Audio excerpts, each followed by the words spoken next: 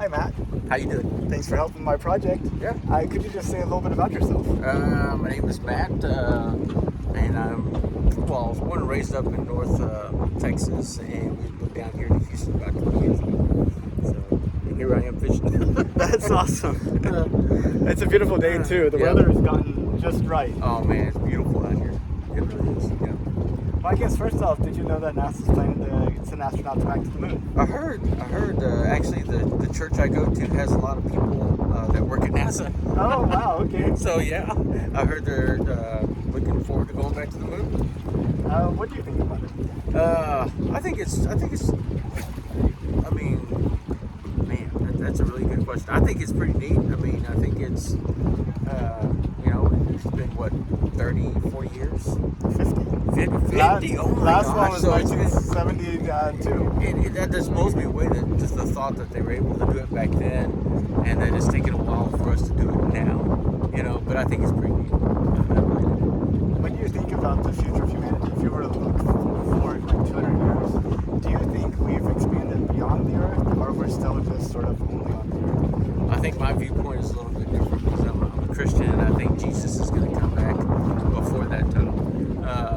I couldn't be sure of it, but that's my hope. So I think the future of humanity is. I think this world is going in the opposite direction it should, as far as science and everything goes. I think it's pretty awesome that we're able to make those leaps and bounds. But it's 200 years down the road. I see us. I see us being somewhere totally different. I've studied the New Testament quite a bit, and there's this parable that Jesus tells about this landowner who goes on a long trip. Before he goes, he gives one of his servants 10 pieces of gold, and another one 25, and another one 50.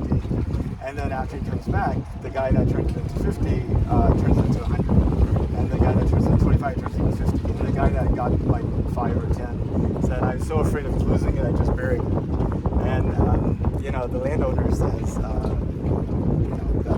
was unwise of you to take away what he got and give it to the guy that has 100.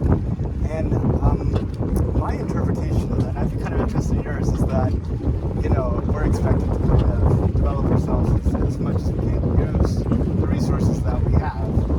And whenever I look at how big the universe is and how small the Earth is, I just sometimes wonder if maybe we're kind of being more like the guy with the 5, 10 pieces of gold, just kind of content, just to keep what we have instead of pushing forward. I just wondered if you had thoughts on that. That's really cool. I like that parable a lot.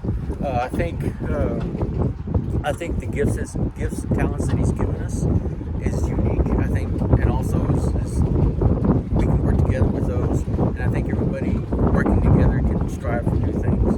I think there's nothing wrong with. He's given us those gifts and talents. And yes, we should use them and just strive forward in whatever we do. But also, I think, to me, I think the things that he wants us to do, using that parable, would be to share the gospel with people that aren't saved, and those who, I think he's put some of us in positions where we can share that gospel more with others, and some just don't do anything with it. They just keep it for themselves. But that's my viewpoint of that parable. But yes, I think the gifts and talents that God gave us, I think we should use those. Obviously, he gave us those gifts and talents that came from him, and that's why I say, whatever we do, whether it be science, medicine, I think we should always strive to make things better. I think that knowledge came from him. That makes sense. And if you could, would you take a trip to space? Oh, if I could, man, I'd love to. I mean, honestly, I'd love to float. Big guy like me floating around. Yeah, I think that'd be pretty cool. I would do it, yes. How far would you go? Just to orbit? Oh, would man. you go to the moon and back? I wouldn't mind walking on the moon. I remember, being a kid and hearing about that, seeing all the films and stuff.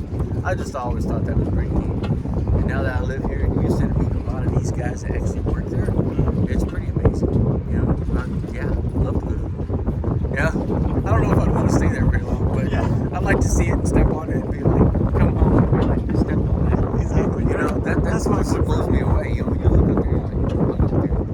And just man, to be able to say that, that's amazing. I think God, gifted us with a lot of knowledge now.